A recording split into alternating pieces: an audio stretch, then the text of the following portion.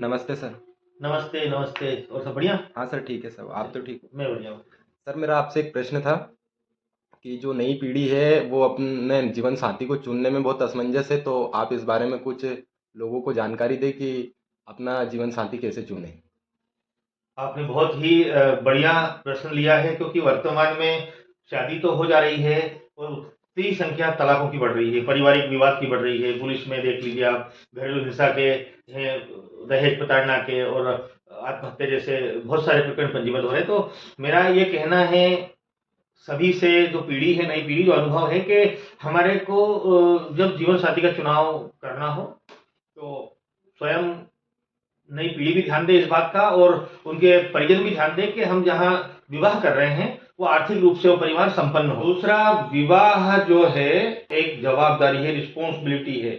तो मेरा ये अनुभव और ये मानना है कि विवाह समाज एवं परिवार के सहयोग और उनकी सहमति से होना चाहिए, क्योंकि जब शादी करने के बाद रिस्पॉन्सिबिलिटीज बढ़ती हैं, बच्चों की, स्वयं की, घर की, पैसे की, सारी शारीरिक और मानसिक जो चीजें हैं, तो उस टाइम पारिवारिक विवाद होना स्वाभाविक है।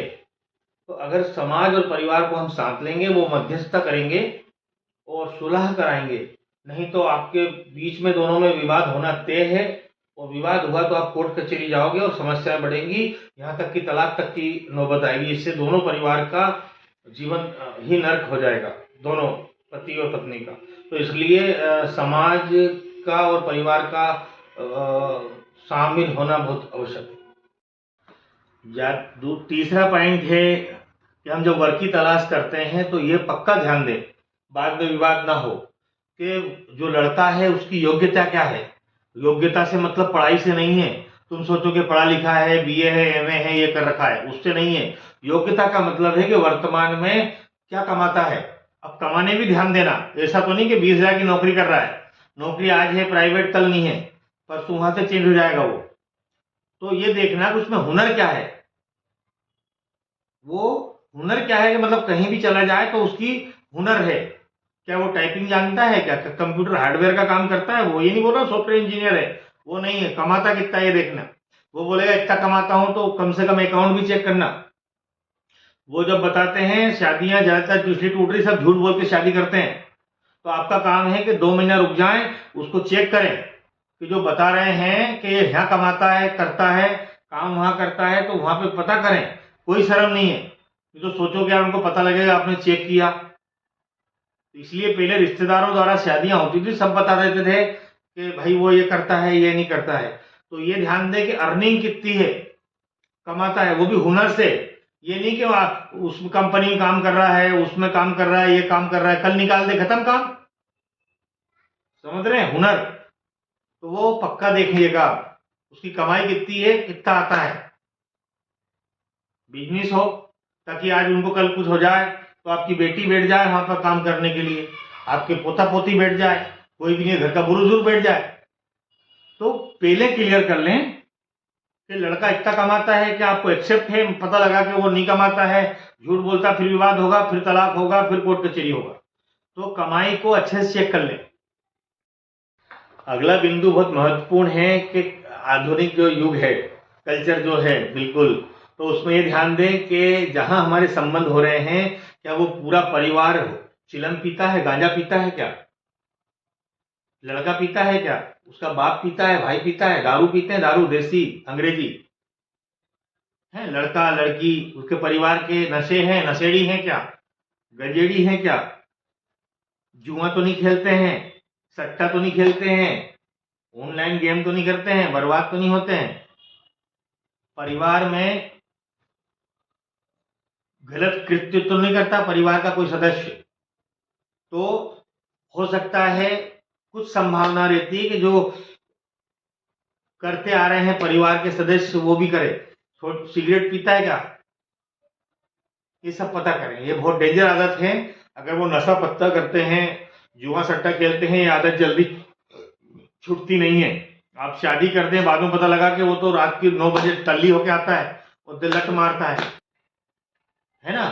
कोई चिलम पीता है, गांजा पीता है, सिगरेट पीता है, बिल्कुल बढ़िया। तो सारा ध्यान दें, जिस परिवार में, रिश्तेदार में शादी कर रहे हैं अपन, क्या उसमें नशेड़ी तो नहीं है लोग? तो ये पक्का ध्यान दे, बाद में विवाद बहुत भयंकर होगा। मेरा बिंदु है महत्वपूर्ण है कि एक दूसरे का, वर और वधू दोनों एक दूसरे के चरित्र के बारे में, कि उनका कैसा व्यवहार है, क्या ज्यादा दोस्ती वाला काम है, घूमने वाला काम है, कि कोई से पहले से अवैध संबंध तो नहीं थे, क्या अगर थे तो बताया, कोई लिव इन में तो नहीं था, नहीं तो पता लगा, बाद में पता लगा तो और किसी से रात को बात करता है या करती है ना, कहीं शायद शादी संबंध तो नहीं हो गया था, रह तो नहीं गया था, शादीशुदा तो नहीं है पहले से, शादीशुदा है तो लीगल तलाक है कोर्ट द्वारा, कैसा लिखा पड़ी का है, तो सारा पता कर लें और पूरा क्लियर कर लें। आज बैठ के बात कर लें आप लोग कि भाई पहले जो भी था वो बता दें, और नहीं है तो आज के बाद वो नहीं होना चाहिए, नहीं तो पता लगा कि पहले कोई बॉयफ्रेंड है, गर्लफ्रेंड है, उससे शादी के बाद भी बात कर रहा है। तो शक इतनी बुरी चीज है कि एक दूसरे का मोबाइल चेक करेंगे और बाकी सब बर्दाश्त कर लेता परिवार, अवैध संबंध बर्दाश्त नहीं करता है। ना तो लड़की करती है लड़के का अवैध संबंध, और ना लड़का करता है लड़की के अवैध संबंध। तो इस बात का पक्का ध्यान दे ले कि चाल चलन कैसा है।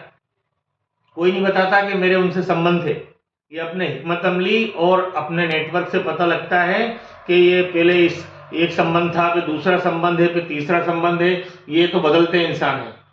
तो इस बात का पक्का ध्यान दे, ये भी एक बहुत बड़ा विवाद होता है परिवार टूटने का, बहुत बड़ी बड़ी घटनाएं हो जाती है इसमें, ठीक है। तो एक ये जो बताया मैंने चरित्र संबंध में पक्का पता कर ले आप। जहां हम संबंध कर रहे हैं उन रिश्तेदारों के आस पड़ोस में, गांव में, शहर में, मोहल्ले में संबंध कैसे हैं, क्योंकि व्यवहारिकता होना बहुत जरूरी है। पता लगा हमने जैसे रिश्तेदारी करी वो सबको दुश्मन बना के बैठा हुआ है, उनके घर में कोई आता जाता नहीं है, वो कहीं आते जाते नहीं है, तो ऐसे भी व्यक्ति से परहेज करें। मेल मिलाप हो, बिल्कुल जब पब्लिक के साथ में सबका अच्छा व्यवहार हो, व्यवहार कुशल व्यक्ति हो, उसका भी पक्का ध्यान दें, नहीं तो वो खुद जाएगा नहीं और ना ही किसी को बुलाएगा। सबकी प्रवृत्ति का व्यक्ति ना हो, जिसे संबंध कर रहे हैं अपन, वो व्यक्ति सबकी प्रवृत्ति के ना हो, नहीं तो हमेशा शक करे। लड़की मायके गई तो शक करे, और लड़का ससुराल गया और वहां गया तो शक करे, ऐसा नहीं। अच्छे विचार का व्यक्ति होना चाहिए, जागरूकता जरूरी है पर शक्की नहीं होना चाहिए।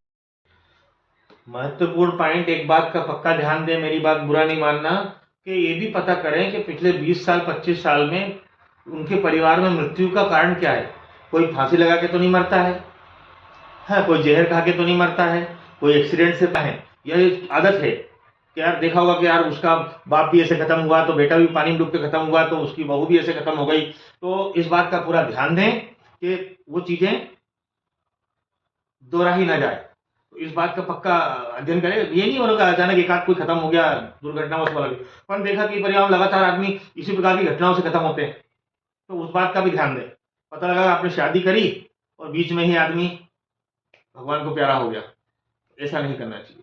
परिवार में ध्यान भी देना, गुस्सेल ना हो, तो बहुत गुस्सा आता हो, कुछ भी कर दे, मार दे, मर जाए, ऐसा व्यक्ति से भी अपने को परहेज करना चाहिए। एक दूसरे से जब विवाह करते हैं, हम जीवन साथी का चुनाव करते हैं, तो कचकाशी का भी ध्यान दे।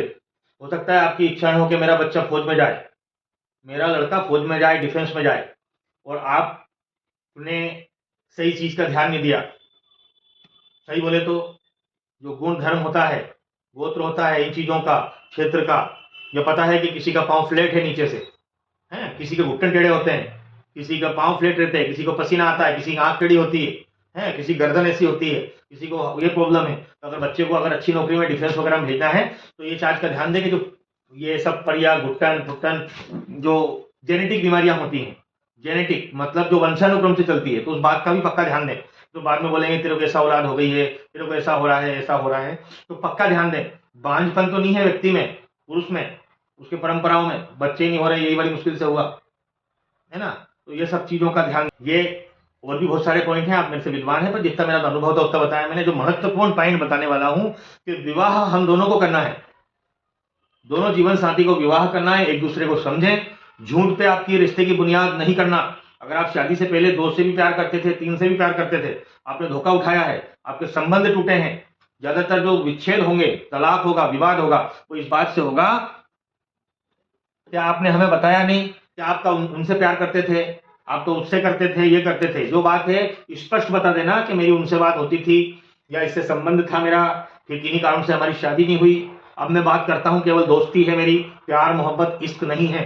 तो एक दूसरे को विश्वास करके सही बताना, ताकि चैन से सोओगे। ये जो टेंशन लगी रहेगी पति के पास हम है कि पत्नी के पास है, कोई फोन ना जाए दूसरा वापस।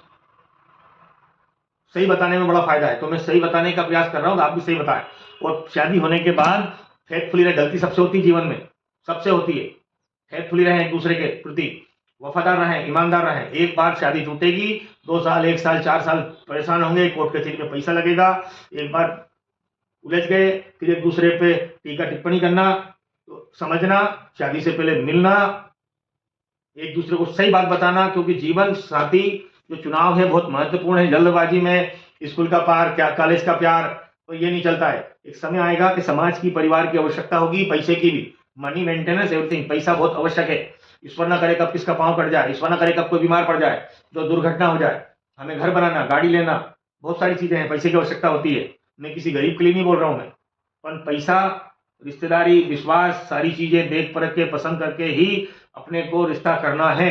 और एक बार आप बैठ गए, मैं फिर उनसे बोल रहा हूं जो चलते फिरते प्यार मोहब्बत कर रहे हैं, फोटो खिंचवा रहे हैं, बाद में सरदर्दी बनेगी आपकी। जो आप जिसको बोलते हैं कि कहीं भी कोई दोस्ती कर रहे हैं, ये कर रहे हैं, घूम रहे हैं, पब्स में जा रहे हैं, हुक्का पी रहे हैं, शराब पी रहे हैं, कहीं भी जा रहे हैं, तो ध्यान दें, आने वाले टाइम में जब आपका विवाह होगा, ये सारा इतिहास आपके पीछे चलेगा। आप नहीं बताओगे तो दूसरा बता देगा, आपको पता है क्या कि इनके वहां संबंध है, अरे ये तो वहां घूमने जाता था, ये जाती थी। तो सावधान रहें, कोशिश करें। ज्यादा मन हो रहा है प्यार मोहब्बत करने का, टाइम से बिल्कुल प्यार मोहब्बत कीजिए, परिवार को बताइए और शादी करिए। जिन जिन ने भी बिना परिवार की सहमति से, समाज की सहमति से शादी की है, वो बहुत तकलीफ में होते हैं। विवाद हो गया तो लड़का उधर भग रहा, लड़की इधर भग रही, अकेले पड़ जाते हैं। सब बोलते हैं तुम तुम्हारा काम जानो। शादी से पहले फिर बता रहा हूं कि एक दूसरे को समझना और बर्दाश्त करना पड़ेगा। गलती करता है तो एक को डाउन होना पड़ेगा, नरम होना पड़ेगा। कोई काम करके आता है, 1 गिलास पानी पिला दो, काम करके आती है, 1 गिलास पानी पिला दीजिए, मोहब्बत से बोलिए, यही साथ देगा, परिवार साथ देगा, और पति या पत्नी एक दूसरे को साथ देगी, बाद में कोई नहीं देगा। इसलिए खुश रहिए। आप सबको मेरी बात से एक अच्छा जीवन साथी मिले, और जिनका जीवन साथी है वो अपने आप में सुधार करें। मेरा उद्देश्य यह है, कोर्ट कचहरी हॉस्पिटल से आप बचें, बिल्कुल मधुर जीवन, वैवाहिक जीवन का आनंद लीजिए। आप ज्यादा हाय हाय के चक्कर में पैसा, लोन, बच्चे को यहाँ पहुंचा दूं, वो पहुंचा दूं, उसमें परेशान नहीं होना। पति पत्नी मस्त जीवन जीजिए, घूमिए, आप ट्रेन में बैठ जाइए, ट्रेन से निकल जाइए, कहीं भी जाइए, आप खुश रहिए। Thank you. Happy marriage life. जय हिंद।